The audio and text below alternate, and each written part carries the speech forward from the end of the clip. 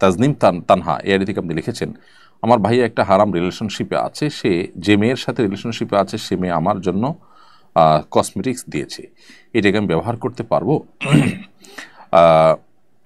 যেহেতু আপনার ভাইয়ের সাথে তার হারাম সম্পর্ক আছে, আপনি যদি এটাকে অ্যাভয়েড করে তাদেরকে এই মন্দ কাজ থেকে বিরত থাকতে এক ধরনের অ্যালার্ম বা এক ধরনের বার্তা দিতে পারেন, তো সেটা অবশ্যই ভালো হবে।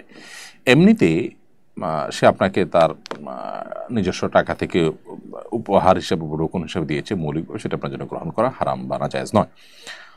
রয়্যাল এনফিল্ড মোটরসাইকেল কিনে না দেয়ায় বাবা মায়ের প্রতি অভিমান করে এক কিশোর ট্রেনের নিচে ঝাঁপ দিয়েছে।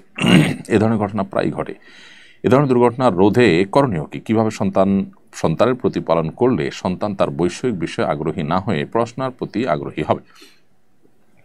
এসব ঘটনার অন্যতম প্রধান কারণ হলো আমাদের সন্তানদের মধ্যে নীতি নৈতিকতা, মোরালিটি এবং আদর্শ এটা দিন দিন হারিয়ে যাচ্ছে, এবং তারা এই একটি জায়গাতে, অর্থাৎ মোরালিটির জায়গাটাতে তারা দিন দিন মিসকিন এবং অসহায় হয়ে যাচ্ছে অনেকটা।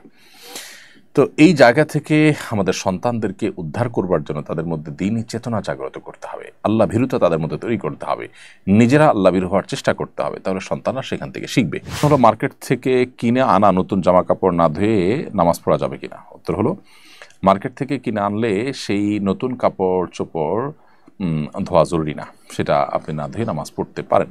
হ্যাঁ, আপনি যদি অ্যালার্জি বা অন্যান্য সমস্যা, স্বাস্থ্যগত কারণে ধোয়াটা প্রয়োজন মনে করেন, সেটা ভিন্ন বিষয়। শরীর দৃষ্টিকোণ থেকে এটা ধোয়া কোনো আবশ্যক নয়, কারণ হলো সেখানে কোনো নাপাক আপাত দৃষ্টিতে লেগে নাই, অতএব সেটা নাপাক আছে কিনা আমি জানি না, এরকম মনে করে সেটাকে ধোয়াকে আবশ্যক মনে করার কোনো প্রয়োজন নেই।